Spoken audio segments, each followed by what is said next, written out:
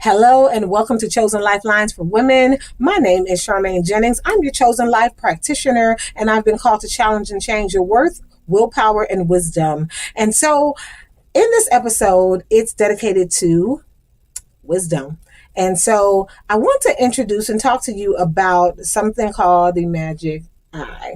And so when I was a child, I used to love staring. I had this book and it was called The Magic Eye. I didn't know at the time, right? But in the books of The Magic Eye, there's all these blurry images, right? And it really requires you to just kind of focus in, get quiet, and really hone in on what do you see beyond what you see, right? What's in the forefront, what's in the background, things like that. And so a couple of years ago, I found this book called The Magic Eye. And oh my gosh, sometimes when I just want to focus, when I just need to concentrate on something and reset my attention, I love to stare at these magic eye images. And if you notice the images, they kind of look like a blurry mess.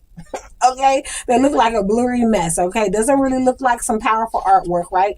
And so really one knows that even in looking at this, I can see, I don't want to, spoiler alert, right? But there's an animal in this image, and the animal is kind of really protecting an egg. I won't tell you what animal, but there's an animal and there's an egg. Okay, and so some people will be like, I don't trust those books. I don't believe those books because I've never seen it for myself. But people always ask the question, how can you really see a 3D image without this quote unquote magic eye? What is it? Is it a superpower? Well, not really, right? Magic eye, the catch of it is, and I'm just going to read, when researchers did the work, they give you all these rules on how you can see the image, right? But really, it goes back to most people who have a level of depth perception, they're able to see magic eye, meaning they're able to take an image and they're able to separate it and to see what's in the forefront, what's in the background, again, making it 3D, right? That depth.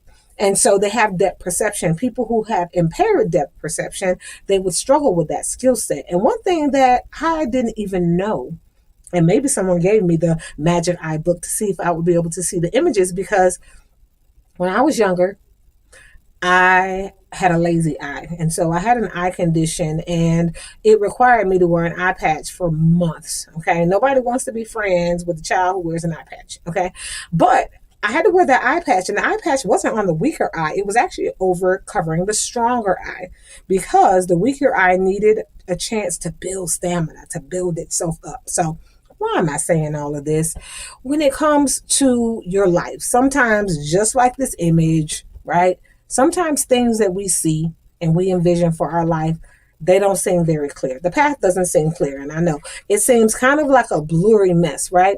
But it requires us to have a sense of depth perception. What do we see in the forefront? What do we see in the background? Can we separate the two? Can I have the background of what I see? How does that play a role in the forefront, right? Do we keep them separate? And so I say all this to say that there is definitely a very powerful thing when we think about the forefront. And I want you to think about taking an image, separating the image in what you see in it, and looking at what's in the forefront. The forefront can represent your future.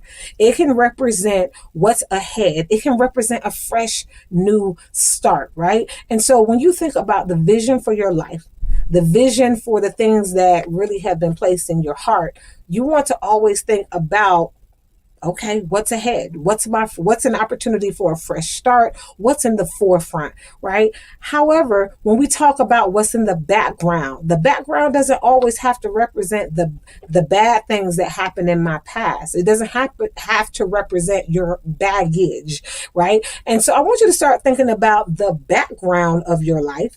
It's really the beautiful background story, right? And the background stories, they're not always a fairy tale. They're not always pretty. They're not always easy to hear. But you know what? What's a character in a story without the beautiful background story, right? It helps us to get to know them better. It tells us that they have skills, that they have been through some things. And that really helps us to have even more of a powerful respect for their future, for the fresh start that they get to have, right? And so, really, the background story, it needs the fresh start and it needs the future. And so they all work hand in hand. So when you envision your life, I want you to operate in wisdom in that. And I want to leave you with this scripture, with this scripture, which is pretty much, it's based out of Proverbs. We know that's the book of wisdom. And so Proverbs 3rd chapter, 19th verse, and it says, with Lady Wisdom, God formed earth. With Madam Insight, he raised heaven. And it says, dear friend, guard clear thinking and common sense with your life. Don't for a minute lose sight of them. And so I want you, really, don't lose sight. If your life seems like it's a blurry mess, don't lose sight of it. Again, the background story, it's a beautiful one because it's one of resilience. It's one of you being an overcomer and you really pushing through, right, some hard and difficult moments. And it is also one that the background story isn't as beautiful and sometimes abundant without knowing that, wow, you have a fresh start, an opportunity for a fresh start and a future. Don't let anything allow you to lose sight of that. So this is your chosen lifeline for women. My name is Charmaine Jennings. Like, share, and subscribe. And again, book me for a session. Until next time.